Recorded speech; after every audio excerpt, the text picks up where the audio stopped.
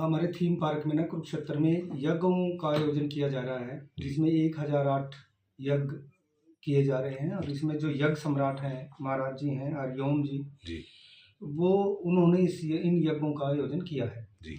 तो दिनांक 22/3/2025 की बात है कि सुबह सुबह हमें सूचना मिली थी कि करीब 9 बजे कि यज्ञ में झगड़ा हो गया है और वहाँ पर गोलियां चली हैं, फायरिंग।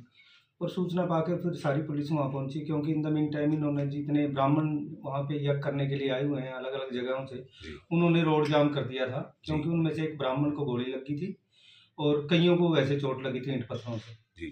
तो वहाँ जाके हमें फिर वहाँ पता लगा, जो ब्राह्मण थे उनको हॉस्पिटल में एडमिट किया और जब उनसे बयान लिए तो उन्होंने बताया कि ये जो यज्ञ है महाराज हरिओम जी करवा रहे हैं और हर साल की तरह उनको इस बार भी मतलब हर दिन के हिसाब से, पेड के हिसाब से उनको बुलाया गया है। पहले 7100 रुपये उनको मिलते थे प्रत्येक दिन के, और उनके खाने पीने की, रहने की सारी व्यवस्था जो है महाराज जी की तरफ से थी और वहाँ महाराज जी की तरफ से जो व्यवस्था को देख रहे थे उनमें एक लड़का था रॉबिन जो सोनीपत का रहने वाला है, शामड़ी गांव का। वो सारी व्यवस्था को ये देख रहा था उनकी तरफ से।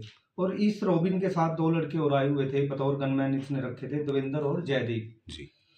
तो ये दोनों असला रखते थे, क्योंकि ये दोनों इसके रॉबिन के गनमैन थे, ये असले के साथ ही इसके साथ रहते थे।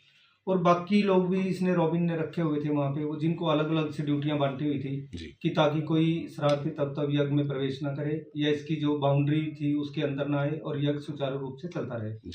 लेकिन उस दिन 22/3 को जैसे ही ब्राह्मण लोग जो है सैनी धर्मशाला में खाना खाने के लिए गए, सुबह 4 बजे से 8 बजे तक हवन करके, और वो 8 बजे के बाद वहाँ खाना खाने गए नाश्ते के लिए।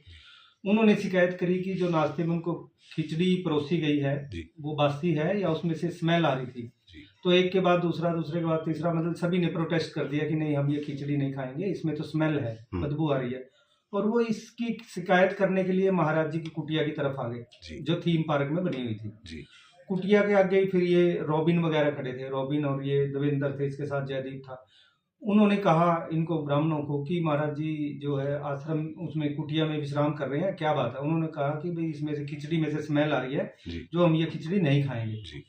इनके कहे अनुसार कि रॉबिन ने कहा कि यही जो हम खाते हैं ना, तुम्हें भी वही खाना पड़ेगा, हमने खाई उसमें स्मेल नहीं थी। मतलब इस बात को लेकर इनकी काफी तकरार पड़ गई और उनका पूरा हजूम वहां पे कुटिया के आसपास इकट्ठे हो गए।